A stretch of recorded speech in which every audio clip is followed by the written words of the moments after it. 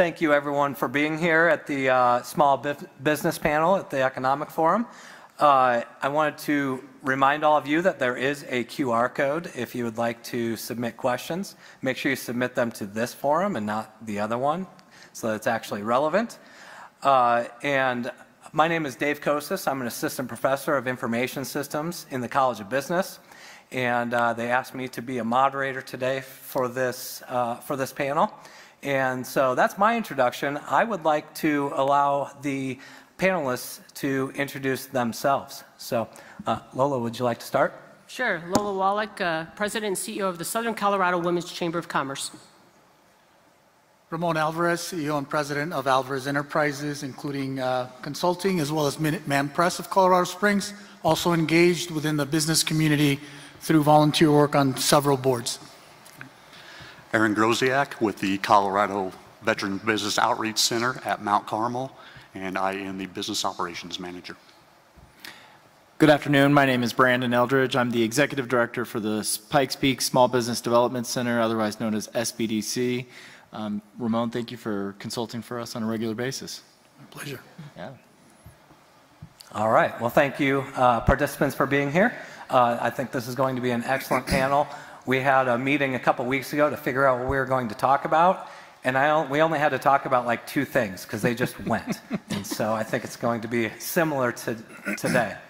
So the first question I have for the panel, so data has shown that since the pandemic, there has been a surge in new business formation. According to the Secretary of State, there were 8,756 business entity filings in the Pikes Peak region alone in the first half of 2024, compared to 5,732 in the first half of 2019. So about 3,000 more this year compared to 2019. So I have 2 questions about this. And this is directed at any of you, whoever wants to start, and then we can take it from there. So first, what are your observations of this surge? So what have you seen on the ground? And second, what is driving this surge in business formation? Go ahead, Lola. You're representing one of the chambers today. You got all the data. I got all the data, right? Yes. I look at all the data. I can tell you that much for sure. You know, I think a big portion of the surge, and I think we're leading the nation, at least Colorado is, by 115% surge with literally applications from the state level. And I do know that at the Secretary of State, they actually lowered applications. So instead of applying to open a business at $50, it was only $1. So that might be part of the surge, but there's a lot of different components regarding the surge. I also think that the pandemic has created a lot of entrepreneurs who are problem solvers. And when you have problem solvers, they're looking at opportunities of launching businesses. And so I think that plays a big role in it. And the other thing is we had a lot of people that might have been laid off, lost jobs, shutdowns. That's another reason we see a surge in that as well, that they're opening up their own businesses and developing opportunities that way. There are some businesses that actually got shut down during the pandemic and closed a business and then reopened a new business. So I would say there's a variety of different elements that are affecting that surge for sure. And inflation, believe it or not, there are businesses that are truly opening up to try to meet the demands and the cost of living with inflation. So you're starting to see a lot of micro businesses open up for additional household income to handle that inflation as well. And you know, out of the surge of small businesses and micro businesses, about 43% of them are women-owned businesses as well. So, nice. You know, I won't repeat some of the reasons that you provided, which are excellent. I'll just say there's never one reason, right? And it didn't start this year or last year. It was amazingly started in 2020 during the pandemic. As my small business serves other businesses, and we did get every new registered business list every month into our portfolio, of course, right? Our key client. It was interesting in that it was growing during the pandemic, and also the types of businesses, of course, were very different. Not all were brick and mortar. Many household based businesses were opening up as well. And it is good news, right? Population growth, everything else that's happening. And I'd also like to give some kudos to Lola and Jana and the other, and you as well, Brendan, the other organizations in town who support small businesses and support economic development. You know, the city, county, of course, and state do very well. But when we bring in primary businesses, it helps all of us, right? And a primary business isn't necessarily a supermarket. It isn't necessarily someone who's selling on Etsy. It's really a primary business that can stand alone anywhere in the country. And I think we've had a lot of success there because of the economic vitality that we've shown. And also, I believe in the previous conversation we had, we're not an ugly face here, right? I mean, we're kind of pretty here. So there are some businesses who would love to have their employees live here. Those primary employers then have a ripple effect into the rest of the economy and the small business openings. Sure. You know, I have a little bit of a different take on it. And my friend Joaquin Mobley gave me a term, gigapreneur. That means you're out getting a side gig. And I really see folks that are trying to just bridge that gap for income. And so that home-based model where technology is helping more and more folks be able to sell from their home or be able to have that side gig. Like the Ubers and the, you know, the Etsys of the world are allowing a lot of folks to have access to running a business that maybe they couldn't before. So I think that's great. I think technology is really driving a lot of that. I can open up a business with my phone today very easily and have it up and running. The question is can I keep it running and can I make actually revenue off of that? That's a totally different story, right, Lola? Yeah, it is. Anybody could open up a business. Right. Now, can you make it sustainable? Right. Absolutely. Yes. Absolutely. Yeah, and for us, we're a relatively newer organization, and we deal with a military-connected population, so I wasn't really able to find a lot of numbers on that, but it seems like, based on what I have seen, it's been pretty consistent over the years that were mentioned all the way up until now. What I like about you guys do too, it's not just for your veteran businesses, it's for their family members and dependents as well. And I think that's something that you guys are bridging that gap really well, is to say like, hey, we're here for your veterans, you're doing some boots to business, you're doing some specific programming for transitioning soldiers, but then you're also coming alongside the spouse where maybe they're moving to this community and helping them get some side hustle going as well. Yes. Yeah, and the fact that we do have a diverse set of businesses opening up, to Brendan's point, also is great because you do see a lot of turnover still in small business ownership. Not everybody makes it, right? And so I love the Pikes Peak region's support of small business, but the fact is that every year there's going to be something in front of us, small business owners, that we need to stay agile to. Sure, it was pandemic, procurement, talent acquisition or retention, you name it. Every year is going to be something different.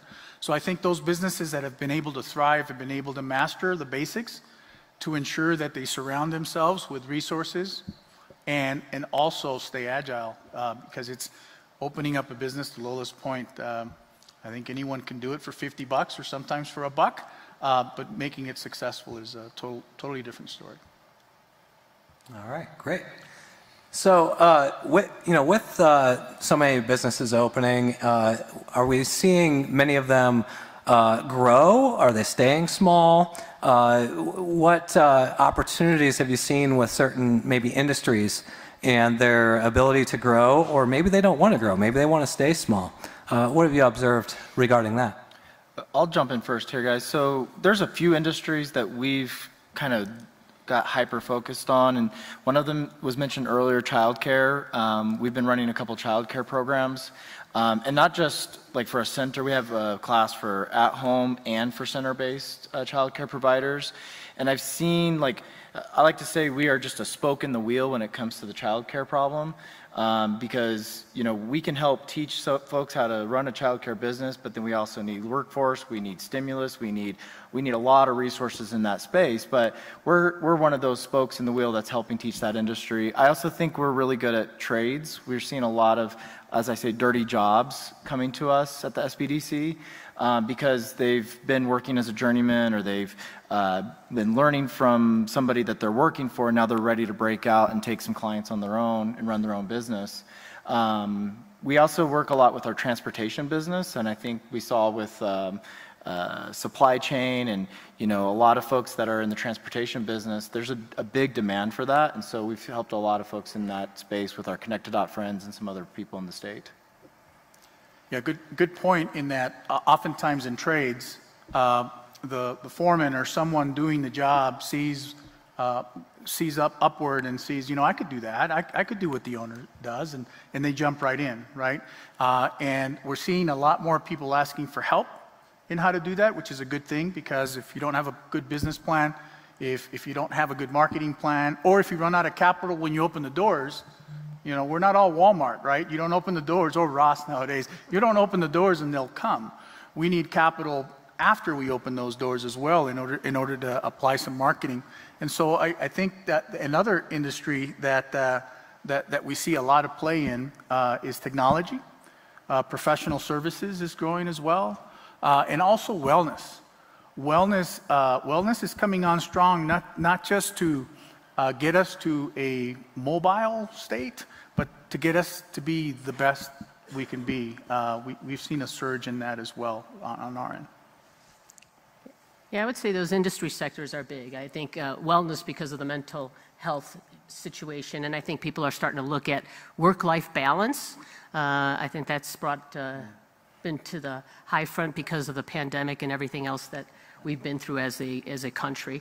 But in addition to that, when we talk about technology and some of these other innovative industry sectors, we've also seen an increase in, I would say, venture capitalist investors who are looking at, who's got the latest and greatest technology that's going to address some of the issues that we're facing, whether it's cyber security, whether it's you know, AI. I mean, all of this stuff is now coming up, and so you're seeing a lot of businesses come in as consultants or offering services that way, and that's definitely been expanding as well.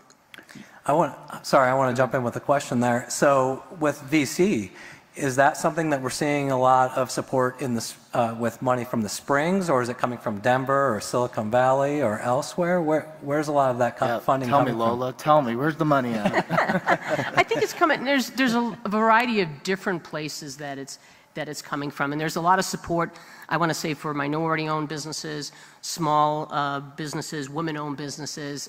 Energize Colorado is a big one that has been you know, started off with a venture capitalist in there, and just recently Mackenzie Scott. I just got an announcement that Mackenzie Scott just provided $7 million of additional funding to them to help small businesses, minority-owned businesses, women-owned businesses, and all that for the state of Colorado. So I think it's in different places. You definitely have to know where to look for it, but there are a lot of resources that are popping up to help support that particular growing segment of our population. What I will reinforce on that, though, is the term VC or venture capital. It's not as foreign to folks as it was maybe 20 years ago. I think people are more comfortable with the idea that you have to have a good business plan. You better be able to pitch it to somebody that might give you money. And there are places you can turn to. So I think to Lola's point, at least it's not a foreign concept anymore. At least people know that that's an alternative to traditional financing.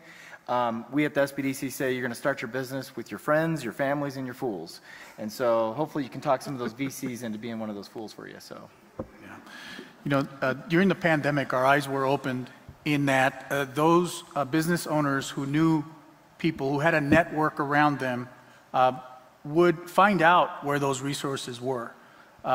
Those who did not, which were many, and I'm blessed that in the Southeast I was able to go in and help connect resources with need. Since then, it hasn't stopped. It's really important that we educate our business community on where our resources are.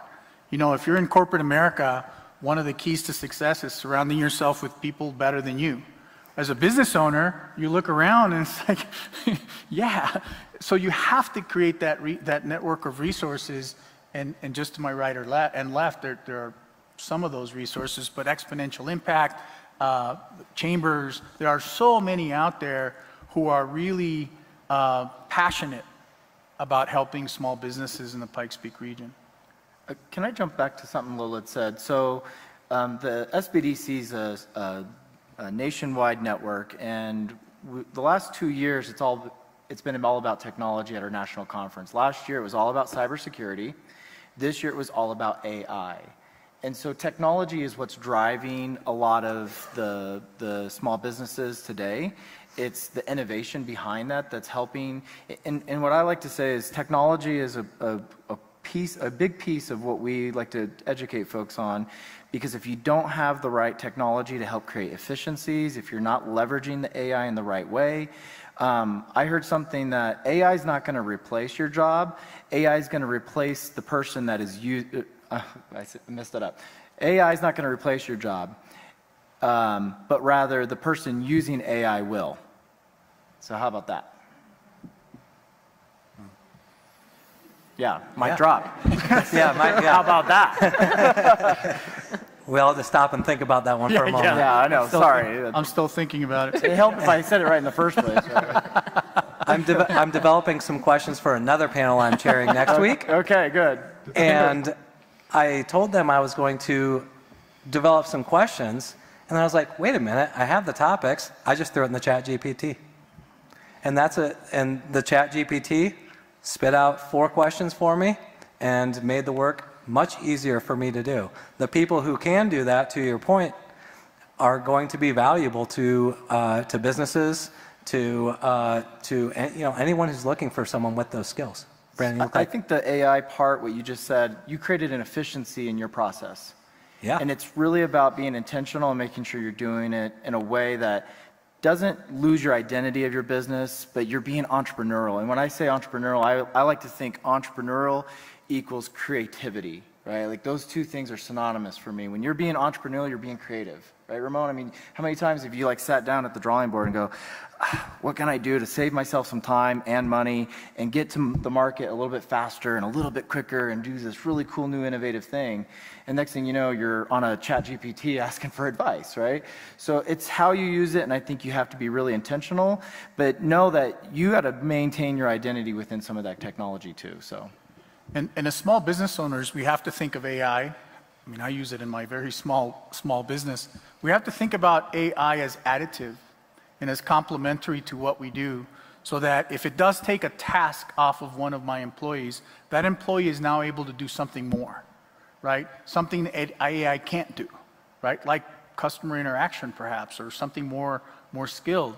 And so, so long as we're not thinking about displacement and replacement, and we're thinking more additive, I think we'll be able to leverage it well. Yeah, using the new technologies as a value add rather than a replacement, I think is really important.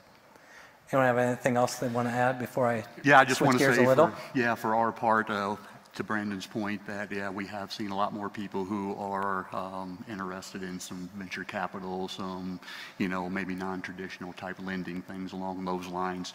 To the AI point, we are working with some software to help kind of complement what we already are doing as well. So that is very powerful, as you mentioned. Yeah, I mean, they're using a software called LivePlan, and it's incorporating some AI technology into it. So, and that's helping build business plans right there at the V-Box. Financial forecast, business plans, things along those lines. Beautiful.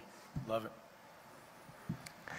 All right, so we've talked about business growth, and we have so many opportunities here in the Springs and El Paso County and in Colorado in general.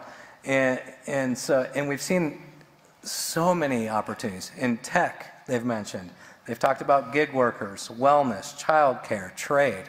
Such a broad range of opportunities. So what are some challenges that you see in the current and future economic, legislative, or regulatory environment for micro businesses? Well, I'll talk a little bit about operations first, because when opportunities come, oftentimes we don't take advantage of them because of the shiny objects. And I know Lola is going to talk a lot about legislation, and I'm a witness that it's getting harder and harder, and the degree of difficulty of running a small business continues to be elevated. So we need to have more tools in our tool belt. But the creativity and the innovation, and we just have to be careful, and this is where we come in to try to help small businesses, and that they need to master the basics. We need to have a business plan. We need to understand where capital's coming from so that we can accelerate the growth in the beginning. Because, Brandon, I think innovation without implementation is just a good idea and everyone's got one of those, right? And so then it's really difficult for our small business owners to get ahead because of all the degree of difficulty that's increased around us if we don't master the basics. Go for it, Lola.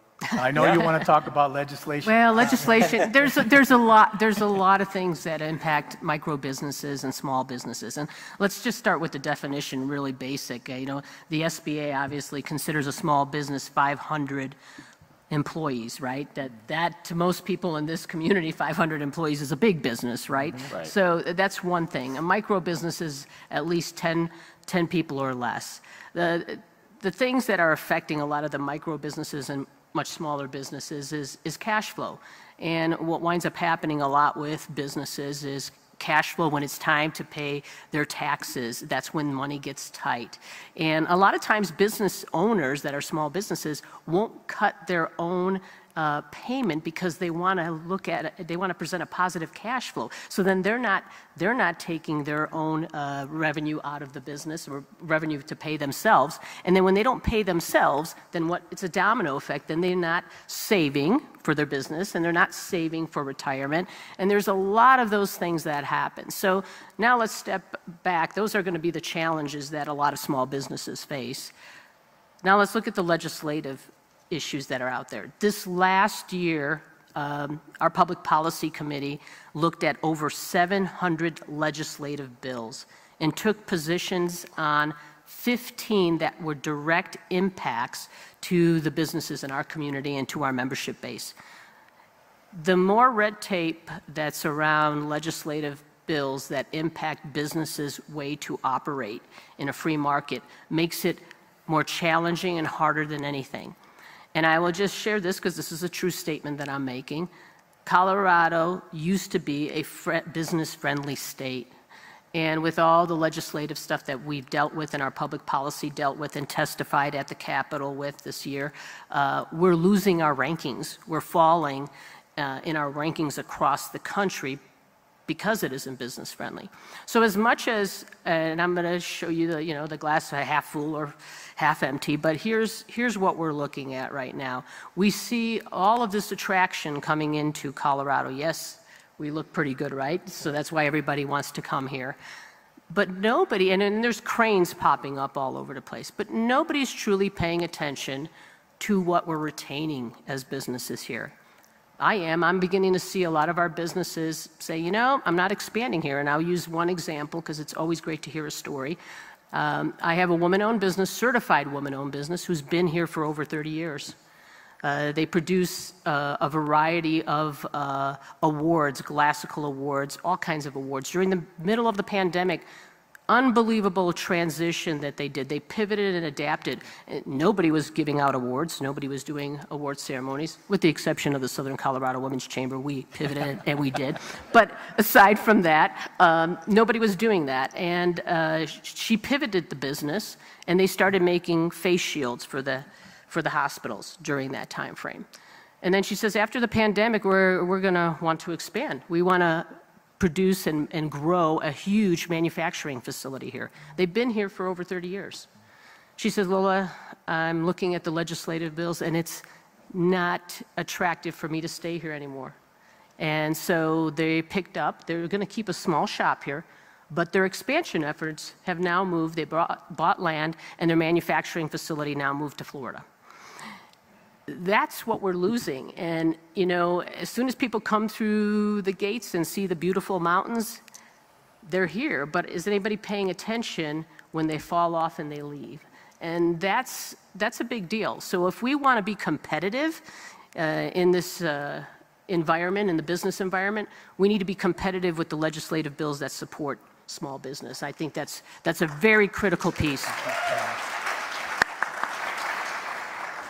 Well, I appreciate that Lola keeps her ear to the ground in this. And, organizations like VBOC and SBDC, and you've already mentioned Exponential Impact. I'm going to put Thrive out there. I'm going to put, our Downtown Partnership. There's a lot of folks out there that are supporting our small businesses. And I think, legislatively, I'm not going to get into the weeds on that. But what I am going to say is go to your resource company and have them help you make sure you have a strong business plan, to Ramon's point. Make sure that you know how to get access to capital. Make sure that you have a strong marketing plan. Make sure that you're leveraging technology in the right way. And make sure you know the difference between, if I'm going to hire a contractor versus an employee, what does that look like? And from a legislative standpoint, there are differences, and it's important to know that. I think at the Women's Chamber, you guys are all contractors, right? So you guys are really where we're all... Not really. What's that? Not really. Not really. Well, either way, so understanding the nuances of running your business and having that foundational information, really, really important if you're going to navigate that. Yeah, and surrounding yourself with resources to actually operate as well, right? So I can do all of these things, even, you know, I can do them all, I just don't have time, right, as a small business owner. And so having the right HR support, financial support, marketing support. We hear that a lot right now in the streets. It's like, do you know anyone who does this? Do you know anyone who does that in order to help me? Because I do have a business plan. I just don't know who's going to do it because I can't do it. I don't have time. And so I know that we've seen professional services increase in terms of the industry within our area, but the degree of difficulty of running a small business in Colorado is bless you, is pretty tough. But that's not that. But I'm playing with the same rules as my partners, my colleagues, and other businesses as well, right? So we've got to surround ourselves with the resources that can help us through it.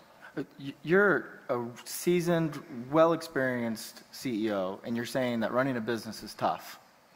It's the hardest thing I've ever done. You know, a lot of people joke that now I'm golfing a lot, and I'm with Minuteman Press golf balls. Yeah, good. Branded, and you know, you go from opening new markets or having 15,000 people in your organization to having 8, and you would think it's easier, but it's harder. Yeah. You don't have the infrastructure. So we have to create that infrastructure as small business owners, and there are lots of resources in the Pikes Peak region. Prior to opening my business and transitioning from corporate America, I had to myself go through the due diligence needed. Now, I was confused. I didn't know where to go because there was so much help. I didn't know if it was the SBA, SBDC, or Exponential Impact, or MBO, or one of the chambers. I didn't know. Or the city, because the city does a nice job there as well. And so creating that clarity, and I think we talked about this in a previous conversation. You know, if you're thinking about starting a business, go to the Pikes Peak SBDC. Okay, and then from there, we'll branch you out and connect you to the right people, including chambers. Lola often says, you know, we can help you grow, but I don't know about helping you register. I'm sure you could do it, but that's where the SBDC could come in. Yeah, and for us, as was mentioned, there is a strong need with the high interest rates right now. People are always looking for funding, and so one of the areas that, back to the resource partners and ability to find, we have an acronym called BAIL, which doesn't always have a positive connotation to it, but it's an acronym for bankers, accountants, insurance, and lawyers. So we want to be, you know, someone who has these resource partners who we've vetted, that we know, like, and trust. And so if someone comes in and has those needs, that we're ready to go ahead and, you know, provide that referral, you know, the warm handoff, so to speak. And bail you out. And bail us out. There you go. All right. I like it. All right, we've got an audience question here. I think this is a good opportunity to go to that. Scott asks, first, he appreciates fielding their questions, and he would love to hear how all of you as small business leaders are encouraging and hearing of ways of keeping your entry-level position employees engaged and inspired to grow within your company and or within that industry. So of the 8 employees we have 4 generations being represented in there. So that's somewhat unique. But you know, I spoke about mastering the basics earlier, and I've looked for different ways I could reinvent the wheel, and there isn't any. So what I used many years ago is still applicable today, although I will say, being in the older generation now myself, it's harder for me to understand my team than it was when I was young. When I was young, there was a track record for those generations ahead of me. Now, I have to work harder at understanding what they value. And we've had to implement in our very small shop things that I didn't realize we would have to. Of course, we pay well. And of course, we create an environment that's productive and fun for them. But we also created flexibility that I didn't realize I had to do as a small business owner, right? I have a remote employee who comes in once a month and then goes back to Kansas. I have casual employees to ensure that my customer doesn't suffer when some of my team members want time off. And my team members can have time off when they want. I did not think that as a small business owner, I'd have to implement so much structure around the flexibility that my team wants, right? And also the cross-training. My team doesn't like, even as 5 of them are graphic designers and they're very creative, they don't like to do one thing all day long. And so the cross-training has to be more intense than ever, which of course helps us because they can do multiple things. And so some of the small things that we've had to do as a small business owner are outside the typical box that we thought 5 years ago when we took over the shop, we'd be implementing. You know, as a chamber, and Brandon was saying, you work totally with 100% independent contractors. That's not true. I'm actually a W-2, just so you know. Congratulations. Now everybody knows. That was going to be my State of the Chamber address in December. But anyway, and there's reasons for it because of sustainability of this organization. So we're restructuring in different ways to make sure that we have key positions that are going to be sustainable for this organization as we grow. But the key that made our organization very successful was literally bringing entrepreneurs into our organization to make it grow. And entrepreneurs think differently, especially in the most challenging of times. They're resilient, they're solution providers, they're problem solvers, all of that. So one of the things that I've done with all of our entrepreneurs, they not only serve us as a client, they have other clients. They've grown their business exponentially through our chamber as well. But I give them the latitude to, here's the problem we have, how do we solve it together? And I have everything from millennials that work for us to older people that work with us in our organization. And I think when you bring them all to the table and empower them to come up with solutions rather than dictate to them what they need to do, it's unbelievable what kind of solutions they could come up with. And I'll use a basic story of during the middle of the pandemic, somebody said, well, we can't do events, we can't do that. I'm like, we're gonna find a way to do it. So let's be innovative. Well, we can't have a silent auction in person. How do we do this? We could go to a third party and pay money and have them take a percentage of revenue. Instead, I said, let's own our own licensing to a silent auction platform. And then the group got together, one could write code, one could build it, and they built the whole platform for the organization. So it's giving them that opportunity to empower them to take on projects and utilizing their biggest strengths of where they thrive. And when you bring them to the table that way, somehow magic happens. And that's been our success in our role, at least working with different generations of people in our staffing at the chamber. Well, for Ramon, I'm going to get him a alpha dictionary so that he can relate to some of your younger workers. By the way, I think you've always had a lot of Riz. I have 4 generations at home as well. But. Yeah, good. So somebody get him an alpha dictionary so that he can relate to some of his younger employees. But I think the balance of running a business and having company culture and your own mental health and all of these things come into play. And we do a lot of programming, and I know our chambers are doing programming, and there's so many opportunities to say, okay, I'm going to go to a lunch and learn, and I'm going to learn how to pour into my business. Well, how much of that can you do before you actually have to just go out and do the business, right? So I think when you look at your team and the folks that you surround yourself with, give them those opportunities to go out and go to a lunch and learn, or go to one of our workshops or one of your round tables that you have, Lola, and let them do a readout and come back and say, hey, this is what I took from that. This is maybe how we can create some efficiencies in our processes as well. And Lola mentioned something very key. I mean, I love the leadership qualities that she described, and I can think back many years, and those were leadership qualities that were needed before as well. So if small business owners don't understand or can apply management principles or effective leadership, whatever their personality is, whatever their style is, then it's going to be difficult, because our workforce is different, whether we like it or not. Now, our workforce was different 30 years ago also, right? And what worked 30 years ago, though, doesn't work today anymore. And so throughout, all these years, we've had to reinvent ourselves. I can tell you personally, I've had to reinvent myself on how I lead others, how I influence others to do the right thing, and then get away from, let them do their thing. And so it's really leadership skill sets and management principles, and oftentimes those are the basics that can be trained or developed outside of your scope, right? Outside of your own little world, and that's where resources come in. I mean, an MBA goes to school how many years, right? 16, 18 years, right? And a small business owner may not go to school and get a formal education for that long, and they can't expect to take care of a business right off the bat and understand all of those skill sets that need to be had in order to be successful. Can anyone open? Yes. But to be successful, you've got to have the management principles and leadership skill sets that we keep talking about, the basics.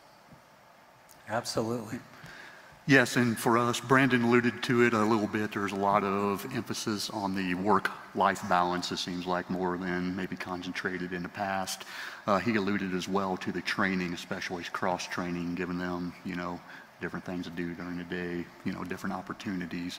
And also, I believe a lot of potential transparency as well, having some type of I'll use the word forum for, maybe people to express their ideas that maybe a different generation does understand or doesn't relate to, that if they see it, maybe to start a thought process or maybe a conversation that, will lead to a positive outcome. If I can just add one more thing, please. Absolutely. In my younger years, professionally, I thought everyone was going to stay with us in that company for years and years and years, right? My mindset has changed. Our teams are growing through their life experiences, and maybe their dreams and their vision is to be doing something different than working in my small business. And I've come to the realization that I'm just a stop on their journey. And so knowing that I'm just a stop on their journey, I want to make it as mutually beneficial as possible, right? And I let my teams know that, because I no longer expect them to stay with us for 15, 20 years. Right? So understanding that, then that's influenced me to do different things for them. Some things that I hadn't thought of before. It's not that 20-year certificate and the gold watch or whatever anymore, right? It's got to be more immediate. All right, we've got about 2.5 minutes here. I want to take one more audience question, though. So this is from Flo, who asks, if you are promoting Colorado or Colorado Springs as a great place to start a business or invest in a business, what is your best elevator pitch to that business or investor? I'm going to start by saying we have a lot of great resources here. We are the ecosystem that a lot of communities wish they had. We had a report that we published that Colorado Springs is the 3rd best place in the country to be a minority business owner. And I think it just comes to, as you might say, the rubber meets the road, where we have our Survive and Thrive programming. We have the Thrive in the Southeast serving people. We have 9 chambers that are here locally that are serving entrepreneurs every single day. We've got VBOX and Apexes and downtown partnerships. And I mean, literally the list goes on, my friends. So I think that, and to Ramon's point, that could be overwhelming too. But if you want to go to a place in the country where you're going to be able to just say, who can help me and where can I get some support, this is the place to be to start your business. I would agree, Brandon.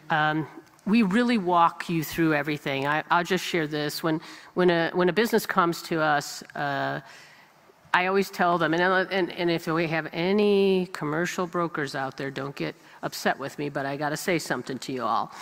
When businesses come and they right away sign up and sign a contract or put an offer or lease a building or ready to buy a building, before they come and talk to us or the state, they just left money on the table.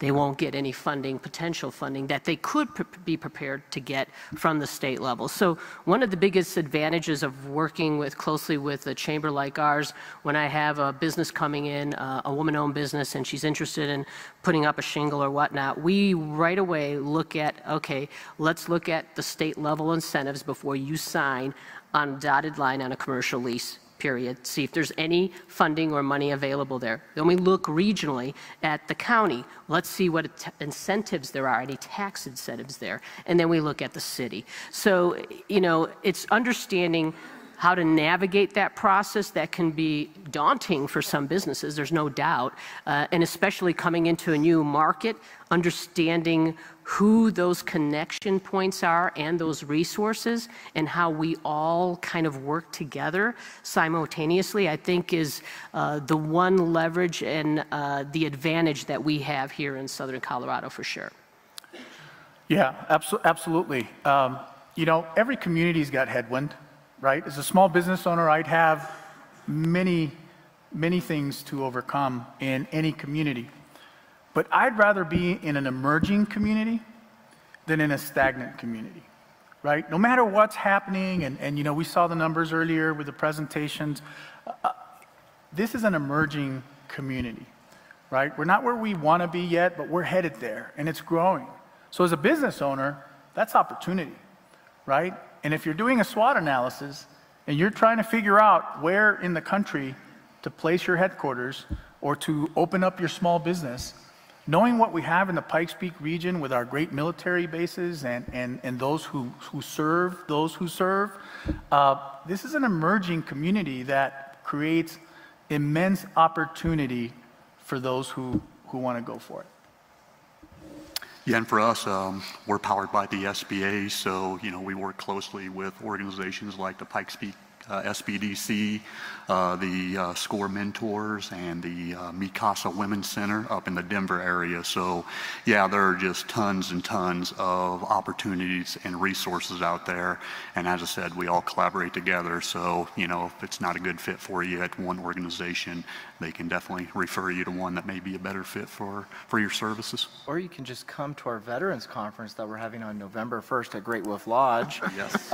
With VBOC and NBO and the Pikes Peak SBDC. And I do want to apologize for Brandon to anyone out there who's in one of the organizations he didn't mention. He just starts spitting them out. It's like, I'm sure you left a couple out. Man. And they're out there, so They are. I apologize. Yeah. All right. Sorry. All right, excellent. I was going to say, what other opportunities do we have out there? You know, we heard a lot of different things. I'm sure a bunch of you were taking notes or Googling things out there. You know, we heard about Energize Colorado, Exponential Impact, Pikes Peak Small Business Development Council, the Veterans Conference, which we just heard about. Check all those things out. Sorry I didn't get to all of the questions, but this panel seems incredibly approachable. So maybe, Nina, you want to ask them your question over break, or maybe when happy hour starts in an hour or so. So I wanted to thank the audience, and I, of course, really want to thank the panel. This was a lot of information. I learned so much from you in the 2 hours that I have talked to you, and so I really appreciate it. Thank you.